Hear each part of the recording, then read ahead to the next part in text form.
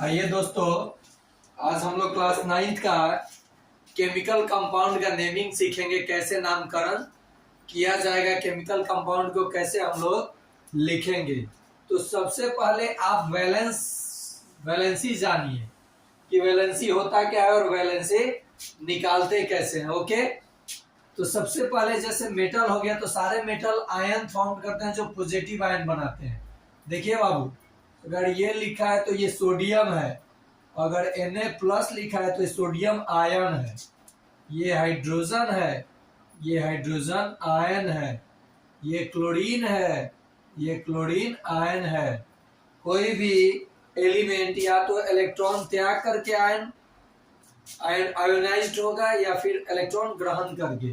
तो जो element electron ग्रहण करके आयोनाइज्ड होता है वो निगेटिव आयन बनाता है, और जो एलिमेंट क्या होता है, इलेक्ट्रॉन त्याग करके आयन बनाता है, लूज करके, उसको उस पे पॉजिटिव आयन बनता है। तो देखिए बाबू, नामकरण कैसे किया जाएगा और ये वैलेंसी आया कैसे ये भी बता दूं। जैसे मान लीजिए मैग्नीशियम है, तो मैग्नीशियम का एटॉमिक नंबर क्या होता है, 12। प्रथम कक्षा में KLMN कक्षा होता है। जैसे किसी भी एटम के पास न्यूक्लियस होता है और ये कक्षाएं होती हैं, तो इनमें इलेक्ट्रॉन निकालने का फॉर्मूला होता है। कैसे इलेक्ट्रॉन कक्षा में ऑक्युपाइज करेंगे तो 2n² से। तो यही चीज यहाँ देखिए, प्रथम कक्षा में मैक्सिमम 2 इलेक्ट्रॉन, दूसरे में 8, और 2 8 10 हो गया तो बच गया 2, तो तीसरे में 2। तो बाह्यतम कक्ष के इलेक्ट्रॉन ही क्या कहलाता है, तो बाह्यतम कक्ष का इलेक्ट्रॉन ही कहलाता है वैलेंसी। तो वैलेंसी आप सीख गए। अब 1 2 3, अगर वैलेंसी 1 2 3 रहे तो माने आउटर सेल में 1 2 3 इलेक्ट्रॉन रहे तो वो पॉजिटिव आयन बनाएगा, और जितना इलेक्ट्रॉन रहेगा उतना ही, और वो मेटल होगा, यानी good conductor of heat and electricity वो होगा। तो यहाँ पे आपने देखा कि अगर किसी, मान लीजिए एल्यूमिनियम है, एल्यूमिनियम 13, एटॉमिक नंबर 13, 2 8 3, तो 3 है, इसकी वैलेंसी कितनी हो जाएगी। देखिए एल्यूमिनियम की वैलेंसी कितनी है, +3। अगर यही चीज एक चीज जान लीजिए यहाँ, जैसे क्लोरीन है 17 एटॉमिक नंबर। ये एटॉमिक नंबर क्या होता है, तो number of proton he atomic number होता है। क्लोरीन में कितना प्रोटॉन, तो आप कहिएगा सर 17। तो आप पहले काम कीजिएगा, 1 से 30 तक एलिमेंट नेम और एटॉमिक नंबर आपको आना चाहिए, तब ना आप बैलेंस निकाल पाओगे। और नहीं भी आ रहा है तो छोड़ो, गोली मारो, छोड़ दो उसको। यहाँ तो लिखा हूं ना मैं बैलेंसी। देखो सबका, सोडियम का 1, पोटेशियम का 1, सिल्वर का 1, वैलेंसी प्लस में, और प्लस माइनस के साथ ही अट्रैक्ट होगा, ये जान लीजिए।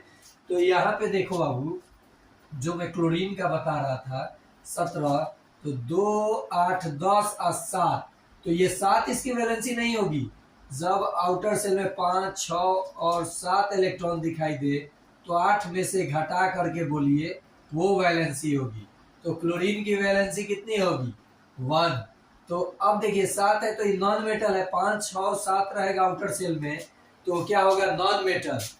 वो एलिमेंट क्या होगा, नॉन मेटल। और नॉन मेटल जनरली क्या बनाते हैं, निगेटिव आयन बनाते हैं, सिर्फ एक हाइड्रोजन को छोड़कर। तो ये आपने वैलेंसी देख लिया कि वैलेंसी कैसे निकलेगा। हमें सीखना है नामकरण। जैसे मुझे सोडियम क्लोराइड लिखना है, क्या लिखना है, सोडियम क्लोराइड, क्लोराइड। तो इसको हम कैसे लिखेंगे, देखिए सोडियम की वैलेंसी 1 है तो सोडियम लिखे, प्लस, यानी इस पे क्या है, वैलेंसी 1 है तो 1 लिखे, +1। क्लोरीन की वैलेंसी देखिए, यहाँ देखिए क्लोरीन की वैलेंसी Cl-। अगर ये प्लस माइनस सेम हो तो ये हट जाता है, अगर डिफर हो तो ये वैलेंसी इसके पेंदी में और ये वैलेंसी इसके पेंदी में, और 1 को नहीं लिखा जाता है। तो देखिए, तो प्लस माइनस है, ये गायब हो जाएगा, तो क्या हो जाएगा, NaCl। तो देखिए ये है क्लोराइड और ये है सोडियम, तो सोडियम क्लोराइड, एक साथ क्या बोलिएगा, सोडियम क्लोराइड। सपोज कीजिए ये कोई एलिमेंट है ए और एलिमेंट बी, इस पे +3 है, इस पे -2 है, तो इसको लिखने का तरीका ए इसका पावर इसके पेंदी में आ जाएगा यानी 2 और 2 लिखे, और ये इसके पेंदी में चला जाएगा b3, लेकिन ये प्लस माइनस होना चाहिए और डिफर होना चाहिए।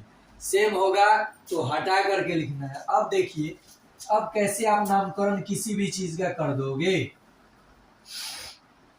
यहां देखो बाबू, कार्बोनेट कहीं आपको दिख रहा होगा, कार्बोनेट, चाहे मान लीजिए यहाँ सल्फेट है, नाइट्रेट है, सोडियम नाइट्रेट लिखना है, मान लो इस पे वैलेंसी क्या है 1 है इसकी वैलेंसी।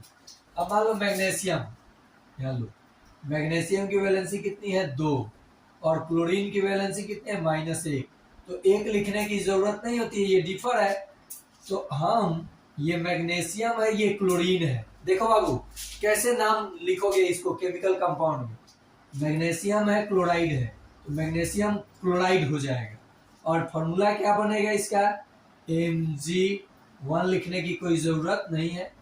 अब 2 चला जाएगा इसके पेंदी में Cl2, तो ये क्या हो गया मैग्नीशियम क्लोराइड, क्या हो गया मैग्नीशियम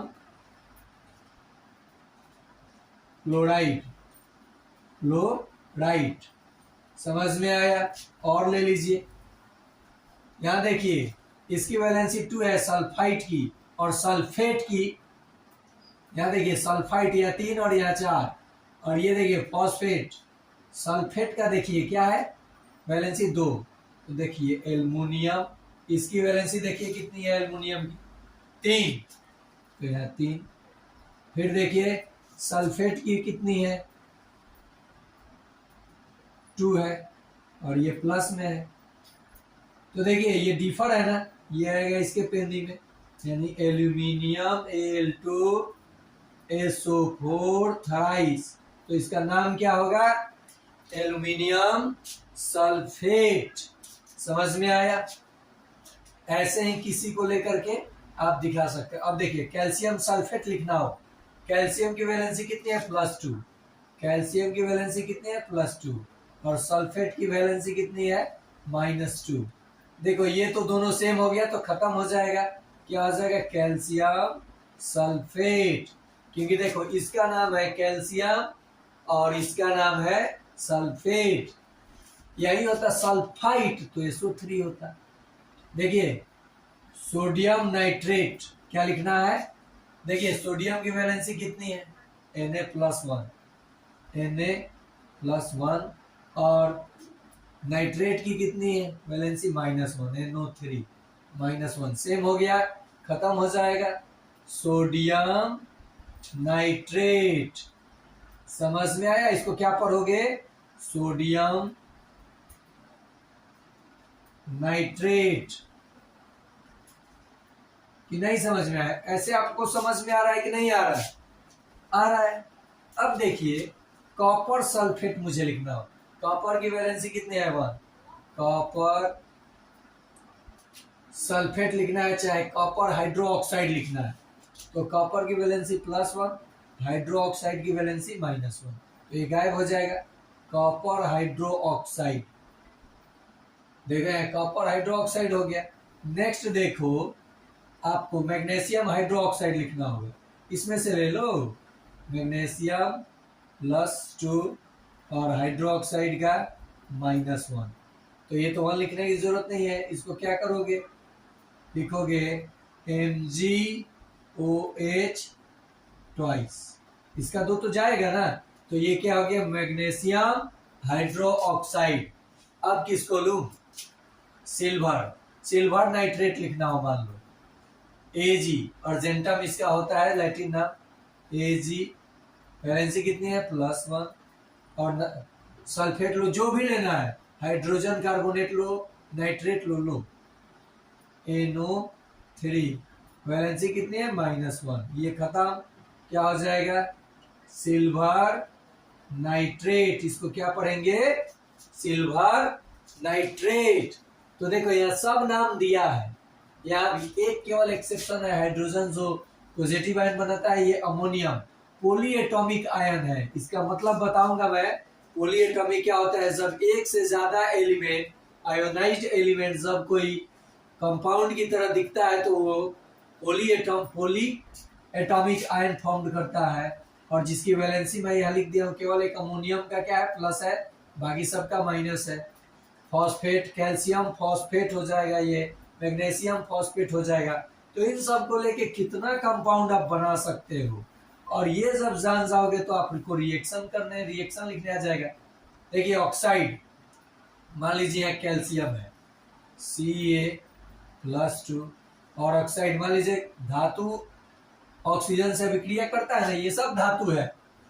यहाँ पे देखिए कैल्शियम और ये ऑक्साइड O का -2, 2 प्लस माइनस खत्म हो जाएगा, CaO। इसको क्या पढ़ोगे, कैल्शियम